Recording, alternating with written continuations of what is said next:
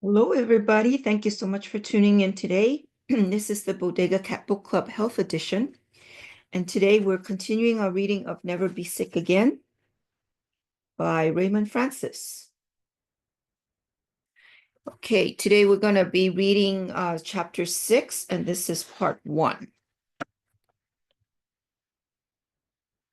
Okay, as you can see here, the beginning of the chapter, the toxin pathway. And here is his little theory. 1 disease, cellular malfunction. There's 2 causes, deficiency and toxicity. And then 6 pathways, nutrition, toxin, psychological, physical, genetic, and medical.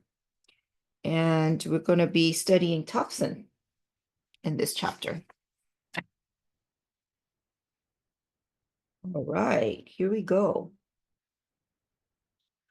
Our health is threatened not only by individual chemicals, deadly or toxic, but even more by the overall chemical load that the human organism now has to sustain. Joseph D. Beasley, MD, PhD, The Kellogg Report. Our bodies are under attack every day from without and from within. We face more toxic chemicals and man-made poisons in our lives than ever before. We are weakened by chronic diseases.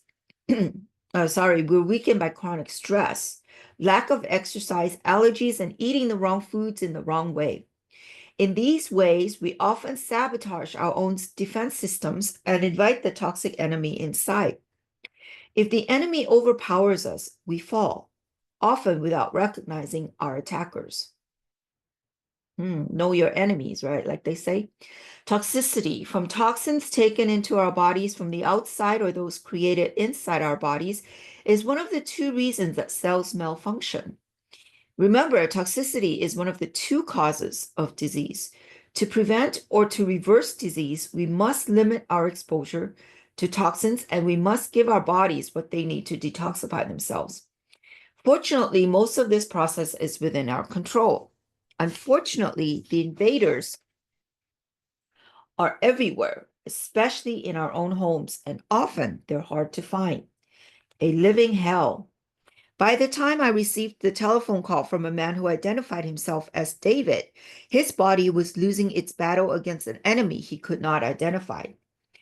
I have no idea who you are or why I'm calling you, David said, but I'm going to kill myself. My mind racing and my fear intensifying, I began the longest telephone conversation of my life, 4.5 hours of David's life story, now a nightmare. Before the onset of his problems, David had been a partner in a top New York City's advertising firm. He earned a 7-figure income and lived in a posh community. His wife was a socialite, and his children attended private schools.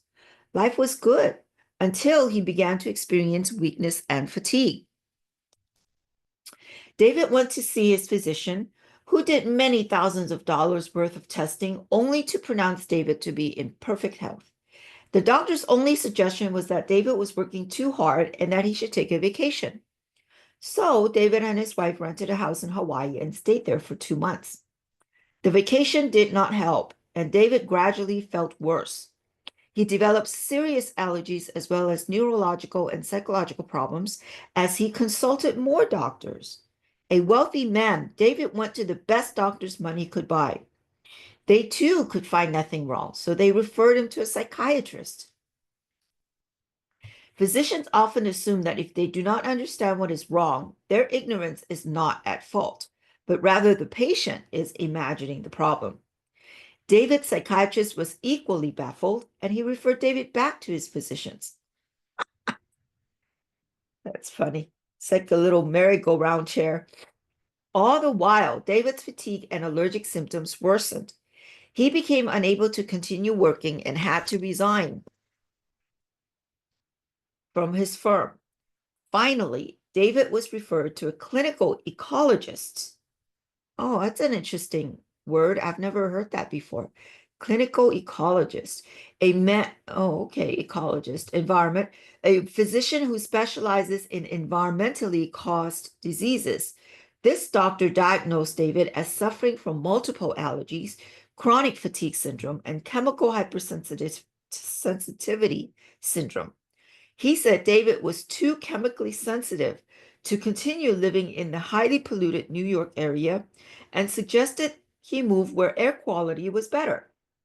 David uprooted his family and moved to an isolated ranch outside of Santa Fe, New Mexico. David's problems continued to worsen. Wow, that's interesting. He became dangerously depressed and irritable. I wonder if it's the cleaning stuff inside his house, all the cleaning supplies and cleaning things that they're using. There's a lot of chemicals in those stuff too. And he had frequent outbursts of anger. David had descended into an unending nightmare and he had taken his family with him. The combined impact of the move and the isolation, coupled with David's frequent outbursts of anger and his worsening depression, was too much for David's wife. She left him and she took the children with her. Everything that David had ever cared about was gone. He was depressed, isolated, and alone. He became suicidal. At that point, at the advice of a friend, he called me. From the moment David called, I knew in a general way what his problem was. Diagnosing any disease is simple because there's only one disease, malfunctioning cells. David's problem had to be a large number of malfunctioning cells. That much I knew. The critical questions were, why were they malfunctioning and how to restore them to normal function? 4 hours into our conversation, David provided a key piece of information that gave me the answer. David said he liked tuna fish, mercury, liked it so much that he typically ate 2 cans per day. This statement set off alarm bells in my mind because tuna fish contains a significant amount of mercury. And to think that we feed it to cats, I don't know. That's not a good idea. No more tuna fish for my kitties. Sorry. Not that she likes fish anyway. She doesn't really like fish in the first place, which is a good thing. But once in a while, I'll feed her salmon. I'm sorry, I got a little squirrel there, didn't I, with the mercury? Okay, mercury, a highly toxic heavy metal that poisons cells and deactivates key enzymes, causing numerous physical and mental problems, including suicidal tendencies. Mercury pollution in our oceans bioaccumulates, gradually builds up in fish, and is especially concentrated in large fish, such as tuna. In fact, the average can of tuna fish contains the maximum allowable daily dose of mercury, and David was eating 2 cans of tuna fish almost every day. Constant exposure like this results in a toxic bioaccumulation. So I began to suspect that mercury poisoning was at the root of David's problems. Same thing with mercury in your teeth as teeth filling. Yeah, I took my mercury out. Not that I had headaches on and off, but the mercury didn't affect me too much. But I did feel better, I have to say, after I took the mercury out. Interesting. His mercury exposure did not end with his taste for tuna. David had many silver amalgam. I just was talking about that, dental fillings. And these amalgams contain about 50% mercury. His dental fillings, in addition to the tuna fish, had been exposing David to small amounts of mercury for most of his life. Finally, the straw that broke the camel's back was a dental procedure. David had to replace his aging mercury fillings and was exposed to high levels of mercury during his exposure during this procedure because of the dentist's poor removal technique. This large exposure, combined with years of chronic low-level exposure from the tuna fish and the dental fillings, was too much for David's body to handle. He fell into a state of toxic overload, and his cells began to malfunction seriously. David's failing health, chronic fatigue, emotional distress, and suicidal tendencies were all symptoms of his toxic overload. The solution? I suggested nutritional supplements that would help David's natural ability to detoxify, and I also searched for and found a medical doctor who was an expert in mercury detoxification. Subsequently, David was cured of his mercury poisoning through a process called chelation, which uses a chemical to react with the mercury and remove it from the body. And ultimately, he was able to return to his life, his career, and more importantly, his family, killing him slowly. David is an excellent example of toxic overload in our modern society. He was chronically exposed to a specific toxin, mercury, which was slowly bioaccumulating in his cells. Already weakened by and sensitive to this toxin, he was suddenly exposed to a large amount, which pushed him over the brink. Another factor to be considered is David's biochemical individuality. He might have been born with a greater sensitivity to mercury than the average person. Virtually all Americans are now in a state of toxic overload. No wonder our population is becoming sicker and sicker. Small toxic exposures each day from common sources such as breakfast cereal, like the dye, um, red dye, yellow dye, all those dyes. Uh, what was that podcaster's name? Glenn Beck did a special on that. If I find it out, maybe I'll put it in the link below for you guys to check it out. Toothpaste, which has fluoride. I stopped using fluoride. I stopped using toothpaste with fluoride long ago. Shampoo, soap, perfume, deodorant, hair dye, newspapers, magazines, exhaust fumes, carpets, new mattresses. I bought a mattress one time and I had a headache for a whole year. A whole year. I finally got rid of it, but that was interesting. Anyways, dry cleaning or a newly painted bedroom will increasingly exceed and even incapacitate your body's ability to detoxify, causing these chemicals to accumulate to a level that will make you sick. Man-made toxins are so prevalent today that they are impossible to avoid, regardless of where you live or what you do. Over the last 100 years, we have introduced tens of thousands of man-made toxins in our environment, thus changing it dramatically. That's the key word, isn't it? Man-made toxins. Anything man-made is not good in general. You want it as natural, as much as natural as possible, to the earth, to Mother Earth, to things like that. Our bodies are not genetically designed to deal with these levels and types of poisons that are accumulating in our tissues faster than we can rid ourselves of them. I think that's why regular detox is so important. Just detox, detox, detox. That should be the number one thing to do. Environmental toxins are not our only problem. We also generate powerful toxins inside our bodies. Unless we can minimize our exposure and maximize our body's detoxification systems, we will become sick. And extreme overload may even kill us. Only recently have researchers and health practitioners begun to understand the long-term effects of the thousands of chemicals we now encounter in our daily lives. At the time of my birth, the majority of these chemicals did not exist. Now they're all pervasive. A growing body of scientific evidence links toxins to a wide variety of symptoms and syndromes, such as mental and behavioral disorders, learning disabilities, fatigue, migraines, allergies, rashes, and gastrointestinal disorders. Frightening new evidence suggests that low-level exposures to certain environmental chemicals are causing hormone disruptions, resulting in serious problems that range from birth defects to cancer.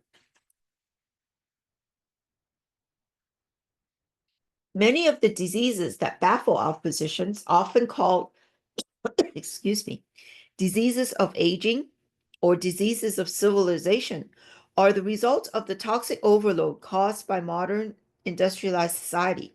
These diseases are difficult to diagnose and impossible to cure using conventional medical approaches that just treat symptoms. rather than minimizing toxic exposures and optimizing detoxification. Chemicals posing little cancer risk can trigger cancer and combine together, or when combined together. Some chemicals and metals are toxic in any amount. Others are beneficial and even essential to small amounts, such as vitamin A, but toxic in large amounts. So the idea that vitamins cannot be, you cannot overdose on vitamins, that's a myth, isn't it? Anything in large amounts has the potential to become toxic, even in nature. Even in Mother Earth, in nature. It's all about the dosing, all about the right dosing. In the 19th century, less than 1% of all deaths in the United States were caused by cancer.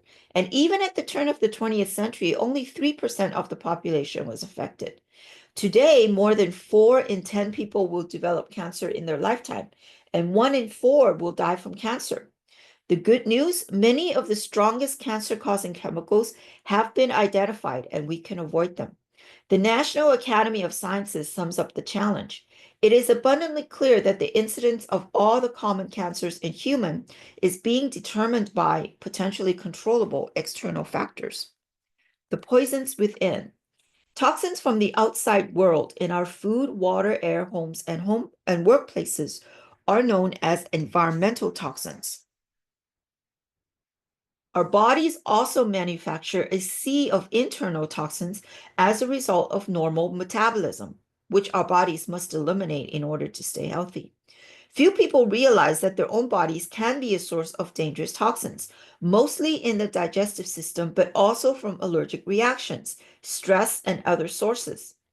Internal toxins are being generated at unprecedented rates as a result of modern diets, lifestyles, and medical treatments. Just like an automobile produces exhaust, your body produces these toxins naturally and is designed to handle them. However, if abnormal amounts of toxins are produced or your ability to deal with them is impaired, you become sick. Understanding the body's natural abilities to cleanse itself and how these abilities can be supported by diet, exercise, and other means is important. By learning how to support your detoxification symptoms or systems, you can reverse the effects of toxic overload. As toxic load decreases, cell function improves, and disease often disappears. Not all toxins, however, affect all people in the same manner. Just as each of us has unique needs for nutrients, each of us also has unique tolerances and susceptibilities to toxins. Toxin levels that can put one person into overload might not be particularly serious and often noticeable for someone else. Genetic predisposition, nutritional status, stress levels, and lifestyle all influence toxin levels. Because currently we have no way to predict the effects that specific toxins or combinations have on any individual, the solution is to minimize exposure to all toxins and to take steps to support the body's detoxification mechanisms. A buildup of external toxins. Chronic exposure to small amounts of seemingly harmless toxins presents a problem more dangerous than people realize. Even in trace amounts, toxins can build up and overload our cells, causing malfunction. The average American is building up, bioaccumulating between 3 and 500 man-made chemicals, most of which did not exist prior to World War II and have never been seen in human tissue. Therefore, the combined toxic effects of these chemicals are impossible to calculate. Physicians rarely consider toxic buildup as a primary cause of disease and rarely test for toxic underlying problems. In fact, about the only time the medical community will cite toxicity as a primary cause of disease is when somebody dies or becomes obviously ill from massive toxic exposure, such as chemical spill. Subtle and gradual toxic exposures typically go undetected, which explains how people suffering from toxic overload can go to their doctors repeatedly with persistent, if vague complaints of not feeling quite right, and never receive a correct diagnosis.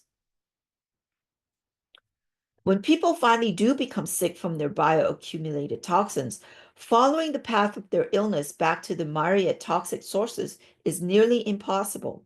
If these toxins weren't so insidious, and if they made us sick or killed us quicker and far more straightforwardly, we would understand more readily the need to avoid them. Instead, we expose ourselves unknowingly and we lay the groundwork for massive cellular malfunction little by little. Combine these external toxins with those generated inside the body, and the eventual result is toxic overload. A chilling example: environmental and dietary toxins bioaccumulate in a mother's fatty tissues throughout her life. When she starts nursing, her toxin-loaded fatty tissues produce cancer-causing breast milk.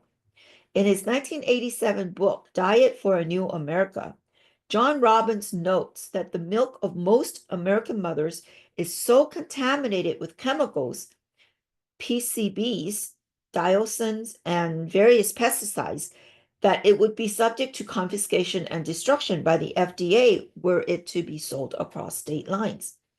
Robbins also says the EPA has concluded that the average American breastfed infant ingests 9 times the permissible level of dieldrin, one of the most potent of all cancer-causing agents known to modern science. Fortunately, dieldrin, which was used on crops, has now been removed from the market.